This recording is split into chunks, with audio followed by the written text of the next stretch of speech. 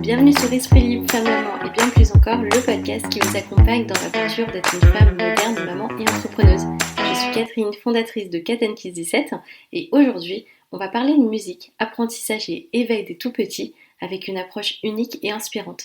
Je suis ravie d'accueillir Noémie, passionnée de musique et fondatrice d'un programme d'éveil musical bilingue. À travers ses ateliers, elle fait découvrir aux enfants les sons, les rythmes et les langues en leur offrant une ouverture sur le monde dès le plus jeune âge. Comment la musique peut-elle enrichir le développement des enfants? Pourquoi associer les langues et les mélodies? Et comment intégrer facilement la musique dans le quotidien familial?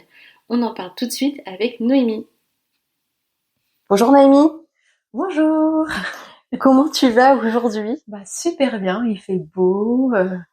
Pas trop fatiguée? On a bien marché avec la randonnée ce matin, randonnée positive, c'était Ok. super.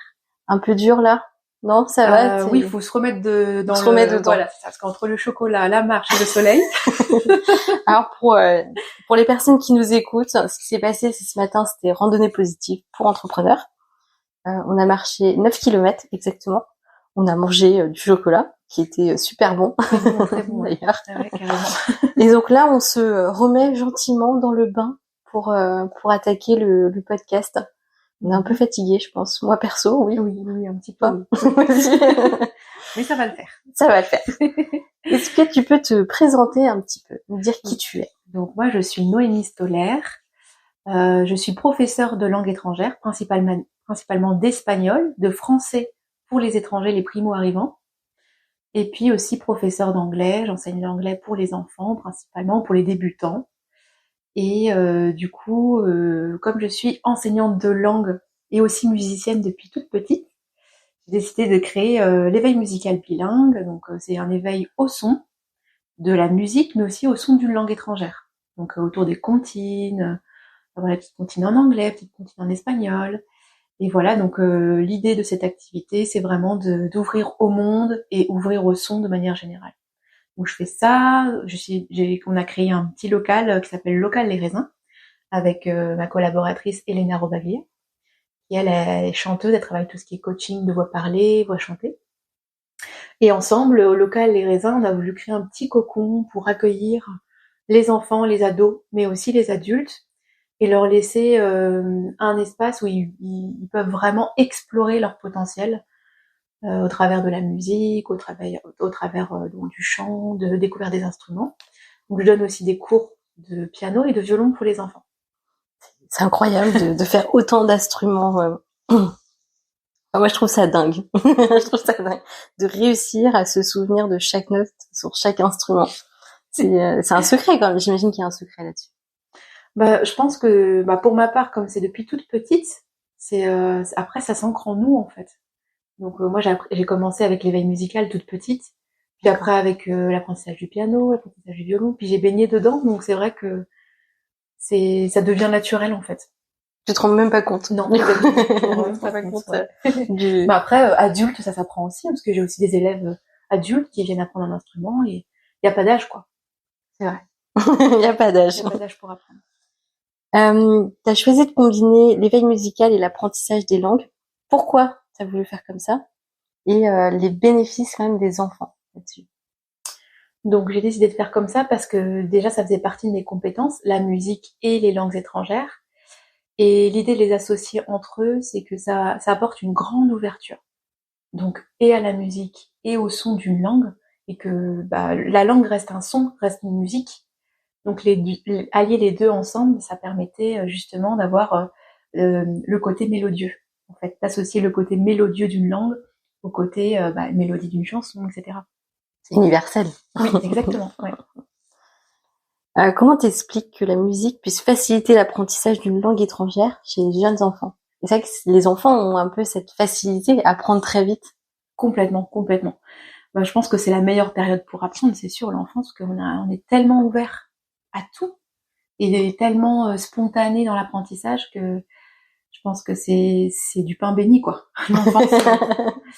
Et du coup, le fait d'ouvrir un enfant à un univers musical va permettre de travailler à l'enfant d'explorer aussi le lien à l'autre. Donc tout ce qui est apprentissage de la musique, etc. C'est sensoriel et ça va permettre une ouverture vers l'autre de manière générale. Et du coup, c'est une conséquence directe sur l'apprentissage de la langue. La différence de son, les sonorités d'une langue, etc. Et sur le long terme, qu'est-ce que ça peut l'impact que ça va avoir sur le long terme pour Moi, un je enfant? pense que ça va amener une grande ouverture d'esprit. T'as des enfants qui sont devenus musiciens après ou qui ont continué du coup la musique Qu'on après ça? continue, oui, Génial. ça c'est sûr. Des futurs Johnny Hallyday peut-être. Tu parles souvent du lien. Là, on va parler un peu du lien parent-enfant par rapport à la musique.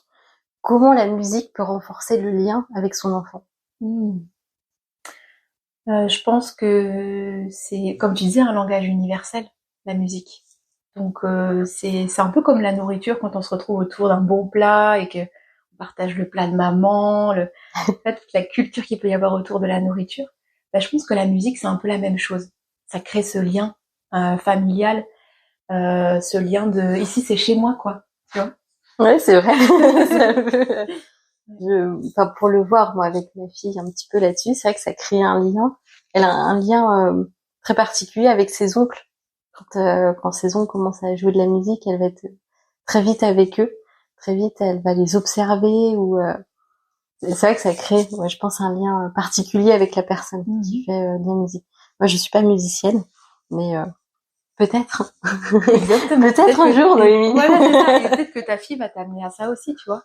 À faire de la musique. À faire de la musique, à découvrir, c'est un autre langage.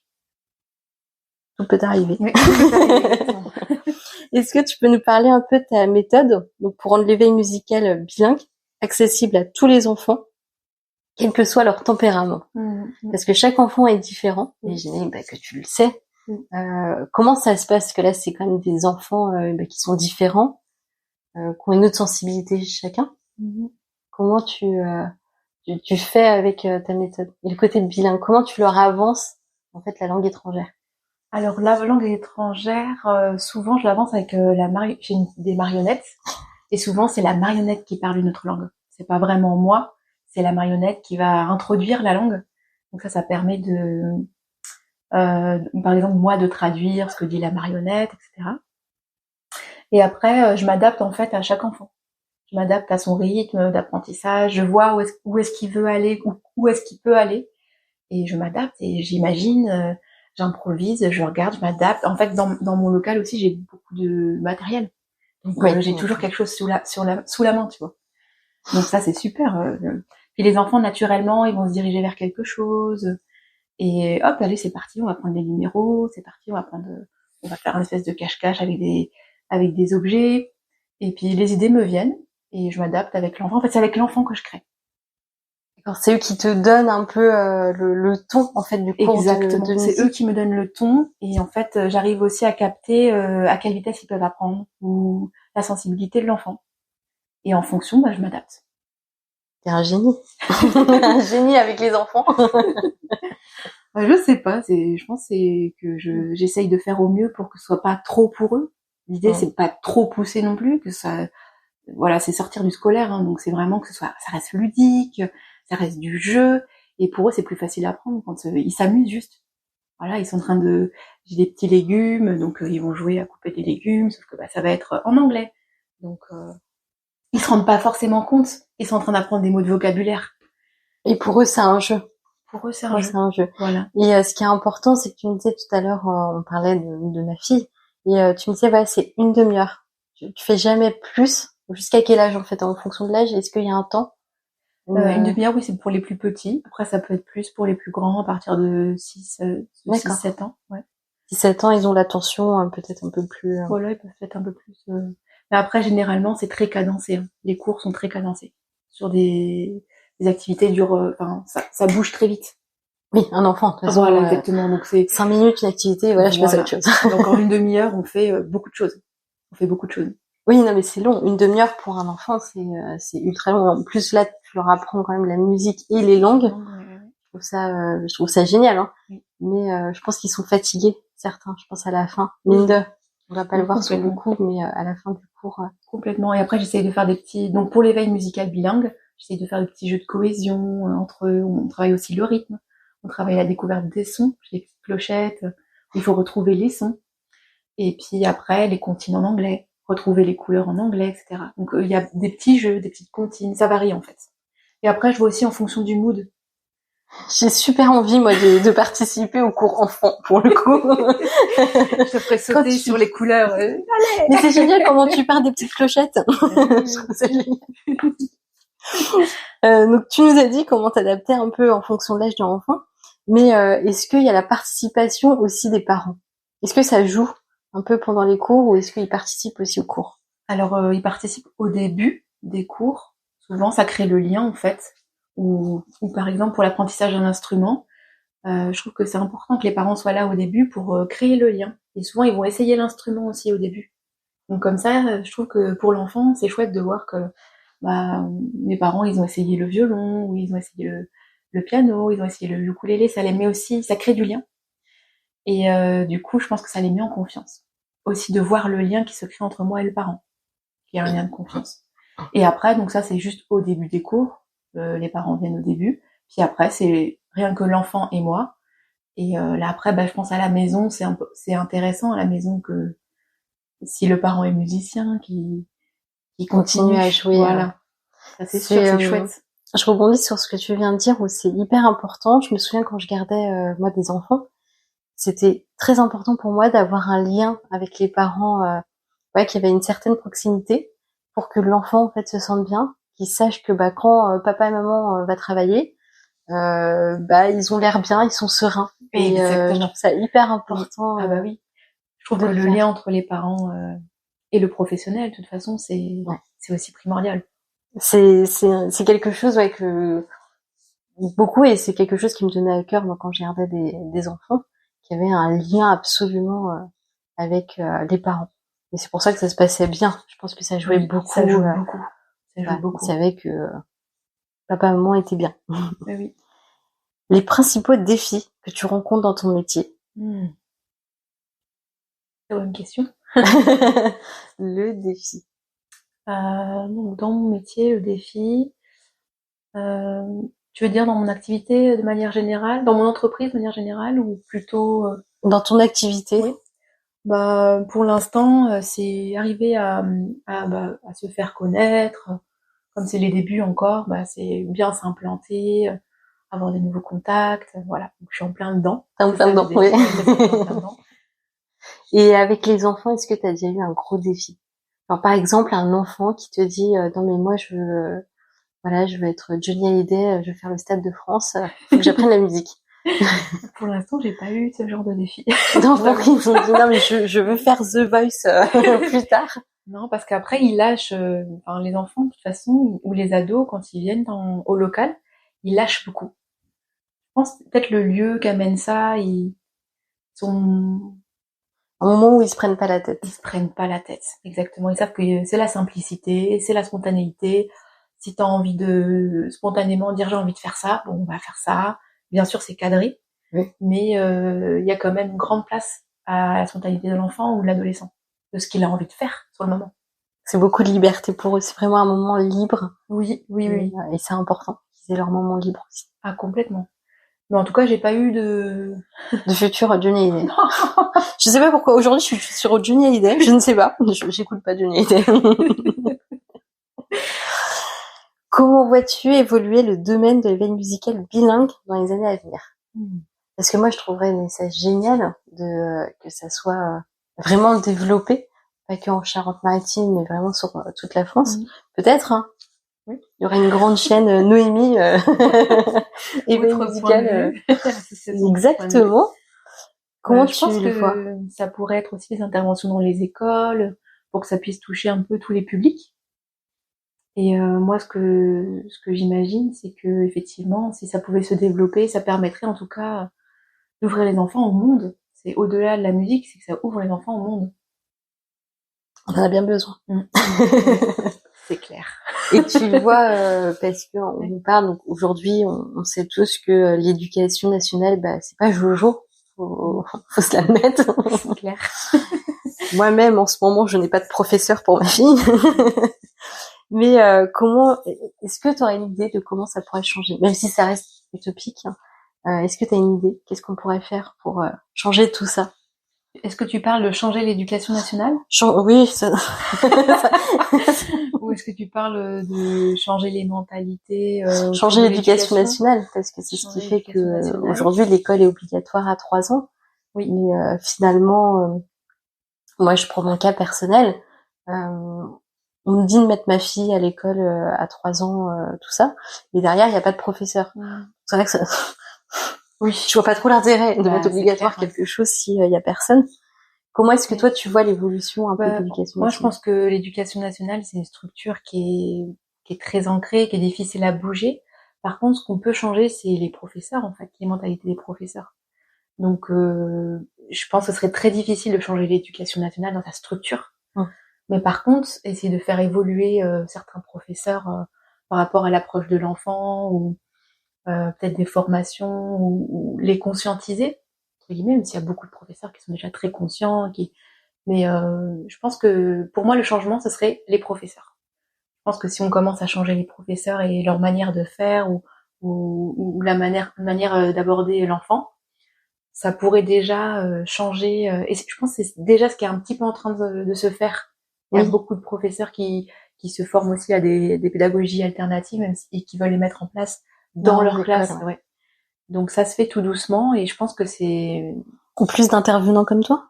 Ou plus d'intervenants, pourquoi pas, oui. Qui pourraient ouvrir un peu le champ des possibles. Complètement. Oui, est-ce que tu as des projets futurs? Alors, des projets, j'en ai toujours 10 000.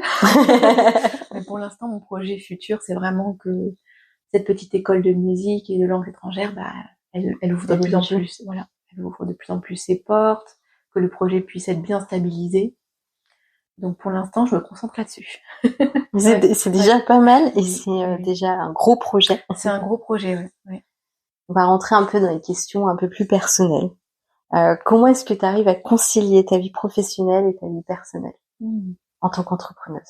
Les deux sont étroitement liés puisque ce que je fais avec les enfants et ce que j'ai choisi de faire comme métier, c'est vraiment relié à mon cheminement personnel. Donc c'est vrai que l'un s'embrique dans l'autre, quoi. T'as eu un beau parcours cheminement personnel. Voilà. Tu m'en as parlé un tout petit peu. Est-ce que tu aurais envie d'en parler un petit peu? Oui, donc moi, mes projets ont abouti à la suite d'un chemin, une grande randonnée, une randonnée très très positive, sur 3 mois en fait, parce que donc je suis partie sur un coup de tête après le confinement de 2020 pour me changer les idées. Je trouvais pas ma place dans la société, je m'ennuyais beaucoup dans mon travail, ou en tout cas c'était pas comme je voulais, entre guillemets. Et du coup, je suis partie à la base prendre l'air 3 jours sur les chemins. Si je tiens 3 jours, c'est super, parce que j'étais pas du tout randonneuse. Et puis en fait, j'ai marché 3 mois. J'ai marché tout le chemin de Compostelle français, donc le chemin traditionnel. La partie espagnole aussi, El Camino Francés. Et ensuite, j'ai continué jusqu'au Porto. Donc j'ai longé, une fois arrivée à Compostelle, j'ai continué jusqu'à Finisterre, en Galice. Et après de là, j'étais tellement, ça m'a tellement fait du bien, ça a été une thérapie pour moi, la marche, que je me suis dit, je vais jamais pouvoir m'arrêter de marcher. Je suis trop bien dans la nature, je suis dans mon élément en fait. Un peu comme Forrest Gump qui court. Je peux plus m'arrêter. C'est exactement ça. Là, je me disais comment je vais faire pour retourner à la vie comme on l'entend. Voilà. Et en fait, je me suis dit, allez, je marche encore un petit peu jusqu'au Porto. Allez, courage Noémie. Et finalement, la réadaptation a été quand même difficile, parce que j'ai dû reprendre un boulot de prof et tout. Le fait d'être entre 4 murs, c'était très très compliqué. Et de là, a découlé l'idée de créer quelque chose sur mesure par rapport à mes idées, à ce à quoi j'aspire, à comment je voyais l'éducation, ce que je voulais inclure dans l'éducation, comment je voulais appréhender l'être humain de manière générale. Et du coup, c'est vrai que ce chemin de Compostelle, ça a été le début du vrai chemin, en fait. Ça a été le début d'un autre chemin. C'était un beau, moi je trouve ça c'est un beau parcours, un cheminement personnel très beau. Et est-ce que tu peux me dire qu'est-ce qui te passionne toi aujourd'hui en fait? Qu'est-ce qui te fait lever tous les matins? Alors, ce qui me fait lever tous les matins, bah, je dirais créer du lien, l'être de manière générale. Je suis une grande amoureuse de la vie, donc Ça se voit. ce qui me fait lever, je pense, c'est l'amour aussi avec un grand A. La quête de l'amour avec un grand A et comment transmettre aussi cet amour. Tu fais très bien, Noémie. Par ton côté très pétillant, ton côté très humaine, je pense que t'es vraiment quelqu'un qui a une sensibilité avec l'être humain qui est très belle et qui fait du bien. Enfin voilà, on discute beaucoup ensemble, enfin beaucoup. Enfin, c'est sur Instagram et j'aime beaucoup moi partager des discussions avec toi parce que t'aimes vraiment l'être humain comme il est, avec une certaine douceur. Le côté enfant peut-être, qui fait du bien. Probablement oui. Si tu devais donner un souvenir à un enfant qui t'a marqué, qui t'a fait te dire là c'est ma place en fait, je dois faire ça. Oui, j'ai beaucoup de souvenirs avec des enfants. Donc, du coup, mais je dirais que c'est pas forcément un enfant en particulier, mais plutôt comment je me sens quand je fais mon activité. Bah, et je vois que ça se passe très bien avec les enfants et que quand je les vois évoluer, en fait, quand je vois qu'ils apprennent à leur rythme, et parfois quand je vois le résultat, ah oui, bah C'est ça que je veux faire. Ouais, c'est ça que je veux faire. Il n'y a pas d'objectif, il n'y a pas de, il y a pas de plan d'évolution, d'apprentissage, mais en fait les objectifs sont atteints de la même manière. Donc c'est là où je me dis ah bah là, c'est là qu'est ma place en fait. Génial. Si tu pouvais donner un conseil à un jeune parent qui souhaite offrir une stimulation musicale à son enfant, ce serait lequel? Bah je pense pour un jeune parent, bah peut-être déjà écouter beaucoup de musique à la maison, ne pas hésiter à faire danser son enfant, être dans la spontanéité, dans la joie. C'est ça en fait, la musique c'est de la joie. Le côté authentique. Voilà, exactement, authentique. Se lâcher, en fait, c'est un lâcher prise. C'est vrai. Après, je reviens sur la joie. J'ai une âme qui a une sensibilité à la voix de Freddie Mercury. Ah Alors, je ne sais pas si d'autres enfants ont cette sensibilité, mais c'est vraiment un moment de tristesse. Alors, peut-être qu'elle ressent les émotions que Freddie Mercury a souhaité faire passer à certains moments dans ses musiques. Et pour elle, là, c'est pas un moment de joie, mais elle a cette sensibilité. Comme Mozart. Je sais pas si tu fais écouter Mozart à des enfants. Nina, elle pleure très facilement sur Mozart. Ah oui, d'accord. Donc elle est plutôt dans la découverte enfin, elle cherche les émotions plutôt. Enfin, en tout cas, ça l'attire. C'est une enfant très dans l'émotionnel, Nina, très dans le spectacle. Tout est dans le. Ouais, mais c'est intéressant. C'est soit tout va bien, soit tout va mal. Il n'y a pas de juste milieu. Dans le haut ou dans le bas, quoi. C'est ça, c'est dans le haut ou dans le bas. Si c'est une musique qui me rend triste, faut que je pleure toutes les larmes de mon corps. C'est bien, elle expérimente. Elle expérimente beaucoup ses émotions ces derniers temps, surtout. Mais, elle a raison, faut expérimenter. Mais c'est vrai que la musique, ça peut te faire passer par toutes les émotions aussi. C'est vrai, c'est vrai. Ta définition du bonheur pour toi, ça serait quoi? Pour moi, la définition du bonheur, elle est étroitement liée avec la foi que j'ai en la vie, la foi que j'ai en Dieu, ma foi chrétienne. Et c'est ça mon socle pour avancer, en fait. Et c'est ça qui me rend si heureuse. C'est aussi parce que je crois en quelque chose de plus grand. Ça me permet de voir plus grand aussi. Tu pétilles avec tes yeux, là. Tu pétilles quand tu en parles. J'aime beaucoup. Est-ce que tu peux nous faire un petit cadeau? Alors, moi, j'adore la langue espagnole. Je la trouve très belle. Est-ce que tu peux nous dire une dernière phrase en espagnol pour clôturer ce beau podcast? Et est-ce que tu peux nous faire un petit chant de mélodie pour le podcast? Ah, ok. Alors, qu'est-ce que je vais chanter? Alors, je dis une phrase ou je chante? Une phrase ou les deux, si tu veux. Donc, la phrase, ça peut être sonríe la vida, sourire la vie. Et la chanson, C'est une chanson pour les enfants qui s'appelle Somos como las flores. Nous sommes comme des fleurs. En el jardín de la vida, dans le jardin de la vie. Et ça fait Somos como las flores en el jardín de la vida. Somos como las flores, necesitamos la lluvia y el sol. Ah, merci. On a besoin de la pluie et du soleil. Tout à fait. Merci beaucoup, Noémie. Avec plaisir. Pour cette fin de podcast. Magnifique. Limite, j'ai même pas besoin de faire une fin de podcast après. Merci beaucoup, Noémie. Avec plaisir. Puis à bientôt. À très vite. Merci. Merci d'avoir écouté cet épisode d'Esprit Libre avec Noémie, passionnée d'éveil musical bilingue. J'espère que cette conversation vous aura inspiré à intégrer la musique dans votre quotidien avec vos enfants et peut-être même à découvrir le pouvoir des langues à travers le son et le jeu. Si cet épisode vous a plu, pensez à le partager autour de vous. Rejoignez-moi sur Instagram KatEnKiss17 pour poursuivre la discussion et découvrir d'autres contenus positifs et inspirants. Et surtout, rappelez-vous, chaque petite note de musique, chaque mot prononcé avec joie contribue à l'éveil et au bien-être de nos enfants. Alors chantez, dansez et vibrez. À très bientôt pour un nouvel épisode d'Esprit Libre.